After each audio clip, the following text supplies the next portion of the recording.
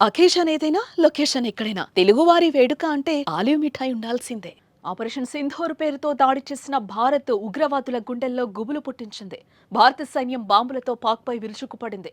Operation Sindoor పైన యావత్తు భారతదేశం ఆనందం వ్యక్తం చేస్తోంది. పహల్గాం ఉగ్రదాడికి ప్రతీకారంగా భారత్ త్రివిధ దళాలు పాక్లోని ఉగ్ర స్థావరాలపై దాడి చేయటాన్ని అందరూ కొనియాడుతున్నారు, సంబరాలు జరుపుకుంటున్నారు. ప్రధాని నరేంద్ర మోదీ తీసుకున్న సాహసోపేతమైన నిర్ణయం ఇదని, దీని ద్వారా ప్రపంచానికి కూడా భారత్ సత్తా తెలిసిందని అంటున్నారు.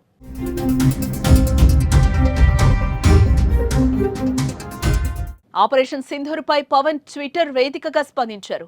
ధైర్యం లేని చోట ధర్మం కోల్పోతారని, స్వార్థం రాజ్యమేలుతుందని ట్వీట్ చేశారు.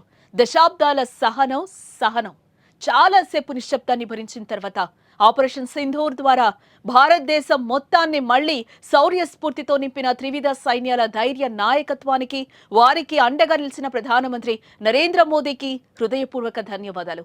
మేము ఎల్లప్పుడూ మీతోనే ఉంటాం, జై హింద్ అంటూ పవన్ కళ్యాణ్ హిందీలో రాసుకొచ్చారు.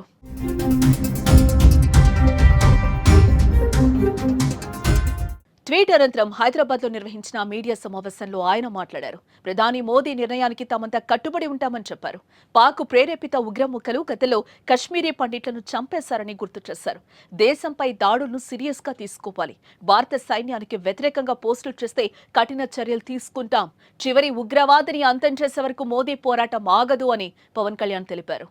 అది నిన్న రాత్రి జరగటం, ఇలాంటి సమయంలో దాదాపు 9 ప్రాంతాల్లో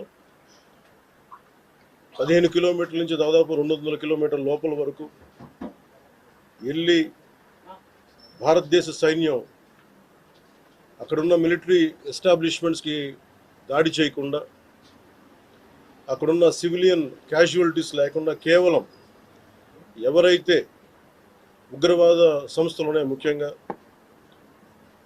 ఈ 3 సంస్థల మీద ప్రత్యేకించి దాడులు జరపడం, వాటిని ధ్వంసం చేయడం నిజంగా ఇది భారతదేశం ప్రతి ఒక్కరూ హర్షించదగ్గ విషయం. ఆంధ్రప్రదేశ్ ముఖ్యమంత్రి నారా చంద్రబాబు నాయుడు, మంత్రి నారా లోకేష్ కూడా స్పందించారు. భారత సైన్యం జరిపిన ఆపరేషన్ సింధూర్ పై ఎక్స్ వేదికగా చేసిన పోస్టుకు చంద్రబాబు స్పందిస్తూ జై హింద్ అంటూ రిప్లై ఇచ్చారు. మంత్రి నారా లోకేష్ సైతం జై హింద్, న్యాయం జరిగింది అంటూ ట్వీట్ చేశారు. భారత సైన్యం చర్యలను అభినందించారు. పహల్గాం ఉగ్రదాడికి ప్రతీకారంగా న్యాయం జరిగిందని పేర్కొన్నారు. దేశవ్యాప్తంగా సినీ, రాజకీయ, క్రీడా ప్రముఖులు మోదీ చర్యను అభినందిస్తున్నారు.